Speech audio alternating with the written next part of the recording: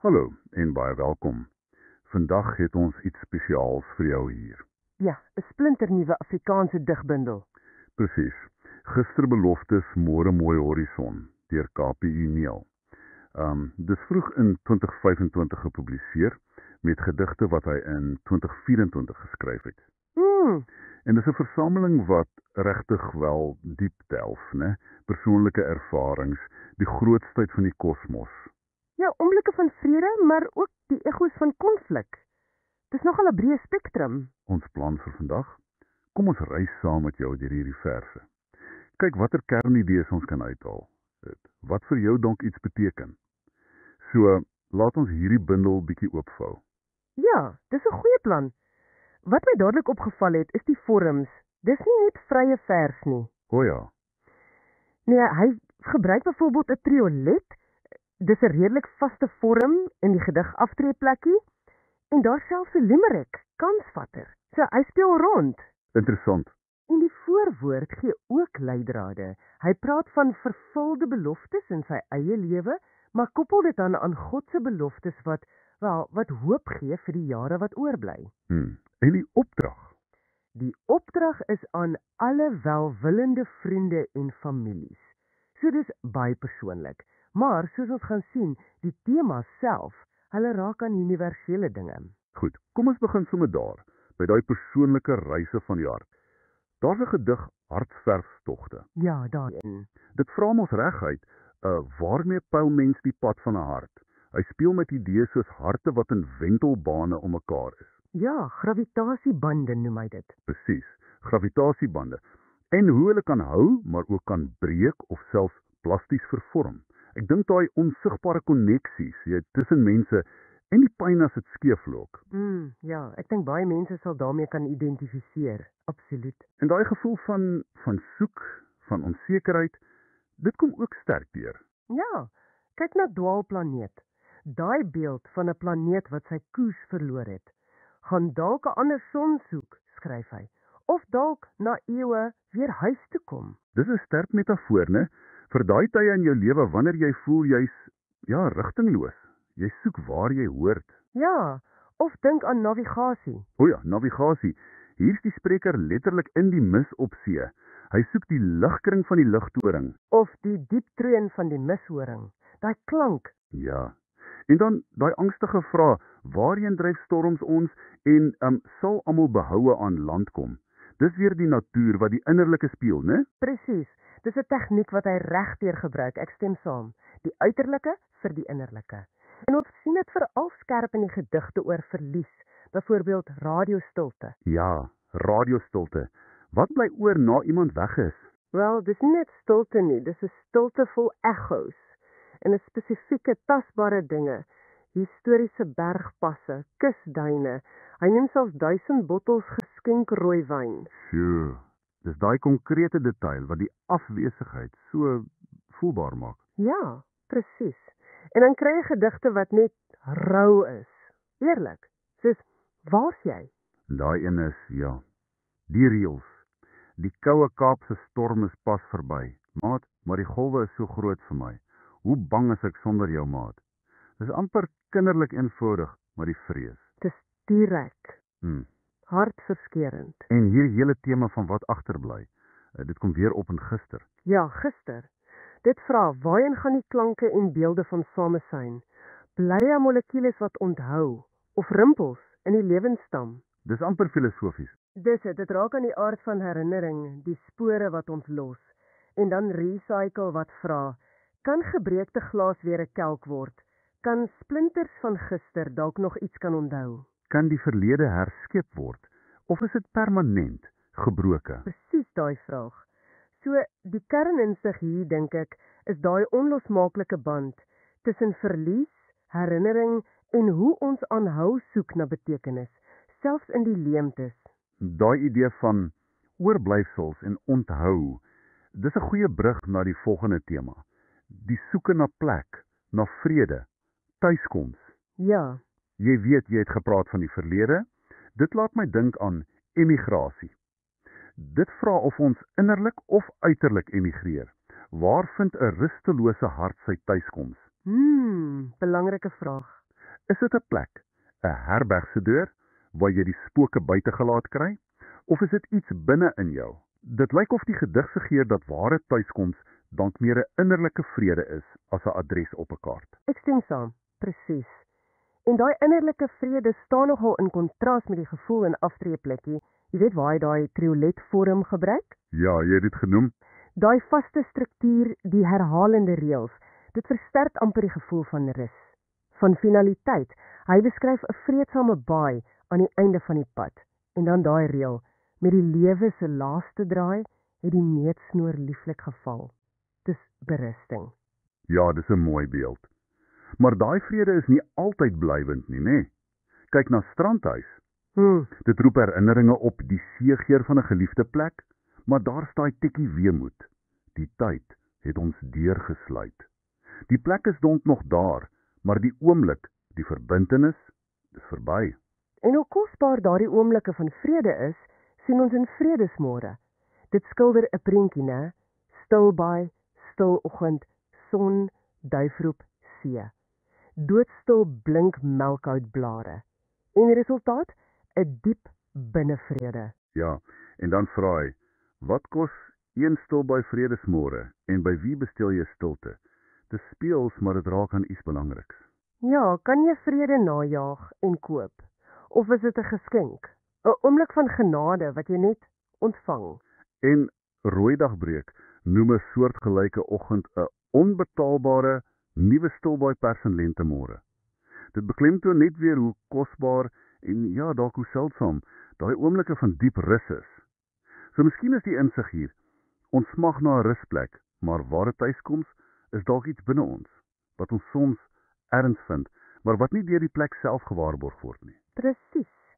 En van daai aardse vrede, wel, dan vat die bundel 'n enorme sprong. Ja, hier is waar dit regtig wil raak.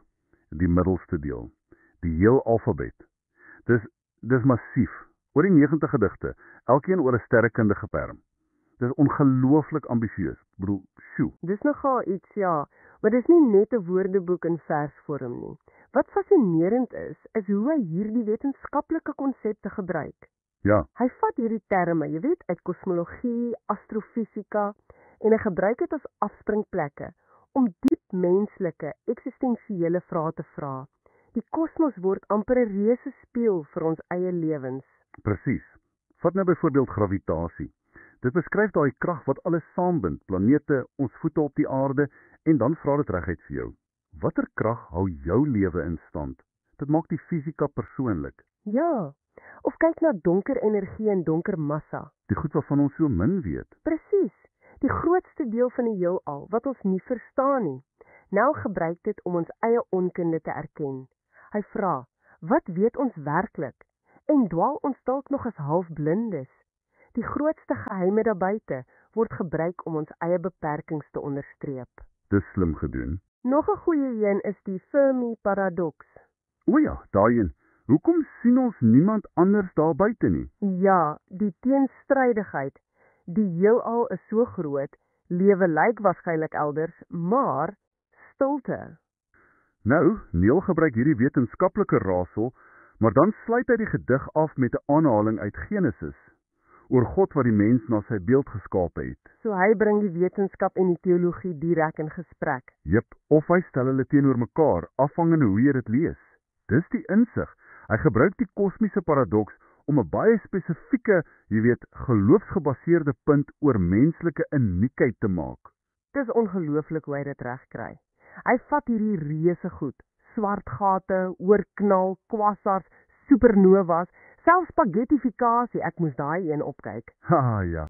En hy buig dit om vrae te vra oor ons lewens, ons doel, ons vrese, ons koneksies, ons verganklikheid. Selfs oor tyd. Hoeveel tyd het jy? Presies. So plaks van verlore raak en al die terme, asteroïdes, eksoplanete, neutronsterre, noem maar op. Die sleutel is om te sien hoe hy dit konsekwent gebruik. Die kerninsig van hierdie hele deel. Vir my is dit hoe die digter die uitgestraktheid, die misterie, selfs die geweld van die kosmos gebruik, nie net om ons klein te laat voel nie, maar om ons diepste vrae te speel oor identiteit, bestemming, betekenis. En daai nabetragting gedigte aan die einde van die reeks. Ja, hulle bring dit tuis. Hulle vra eksplisiet, waar is jou grens en wat is jou oorsprong en wie bepaal jou reis? Dit ego alles wat voorheen gekom het. Van grense en reise gepraat, die bundel kom dan terug aarde toe. En dit skram nie weg van die moeilike goed nie, die ontstellende realiteite, konflik, twyfel. Nee, glad nie. En net om duidelik te wees vir jou wat luister, ons gaan nou oor 'n paar gedigte praat wat sensitiewe temas aanraak. Ons gee net weer wat in die bundel staan, ons kies nie kant nie, ons onderskryf nie noodwendig die perspektiewe nie. Dis belangrik om te sê. Ja, dis krities. Ons rapporteer net die inhoud. Goed, so die gedig Israel. Dit skets 'n baie grafiese prentjie van oorlog. Hy sien dit as 'n stryd in die hemele oor 'n lappie snipperaarde. Ja, die beelde is sterk. Hy praat van doodsengele met vlamgatte wat mense konfronteer oor 'n antieke belofte wat niemand wil glo nie. Dit kyk na die konflik deur 'n baie spesifieke lens, né? Gekoppel aan daai idee van 'n omstrede belofte. En soortgelyke, amper apokaliptiese beelde kry ons in Oordeelsdag.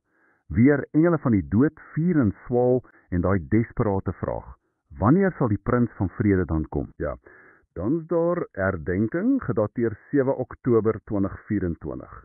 Dit reflekteer oor geweld, daai geweldspiraal van 'n oog vir 'n oog. Dis somber refleksies. En Plof Radio. Dit bring die koste van haat baie naby. Dit praat van konflik tussen broers en vra, wat kos een oog of een hand asseblief? Myne? Dit maak daai grootskaalse konflik skielik baie persoonlik en pynlik. En wat vir my opvallend is hoe hierdie beelde van uiterlike konflik, hoe dit redeneer met temas van innerlike stryd wat ons elders sien, twyfel, die menslike kondisie. Dink aan ontkenningsdans. Ja, hoe ons om die waarheid dans. Geketting aan die leuen, skryf hy. Dis 'n innerlike konflik met waarheid self. En kristal is ook nogal fascinerend hier. Daai beeld van 'n kristal wat vorm uit, wat noem dit, ons suiwer moederlook van onverwerkte pyn. Ja, met ingeboude foutlyne. Dit suggereer 'n soort inherente broosheid, miskien selfs in ons diepste oortuigings. Hy haal selfs vir Moses aan wat sê mense harte is harder as diamant. Sjoe, dis 'n skreiende lyn, ja. En hierdie innerlike stryd word baie direk aan geloof gekoppel in Declined. Dis 'n hartseer gedig regtig oor gemiste kommunikasie met God. Ja, die spreker hoor God roep, kom na my toe, kyk ek klop, maar stel uit, maak verskonings, hulle sal nie luister nie, ek hoor dit nie. En die einde is tragies, helaas te laat. U het my al die tyd lief gehad. Dis die pyn van 'n verbintenis wat nie gebeur het nie, as gevolg van eie huiwering, ongeloof. Dit laat mens dink, né?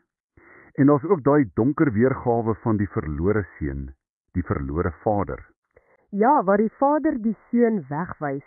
Dis ontstellend, dit keer die hele genadeverhaal om. So al hierdie drade, konflik, pyn, twyfel, die worsteling met geloof. Dit kom dalk alles saam in een van die laaste gedigte, sal hy daar wees. Dis 'n mengsel, Bybelse aanhalings wat vra vir standvastigheid, staan dan vas, maar ook die dringende, amper desperate vraag, is God daar? Wat is die sin? Wat baat dit? Sal jy daar wees? Dit vang die kern van geloofstryd, né?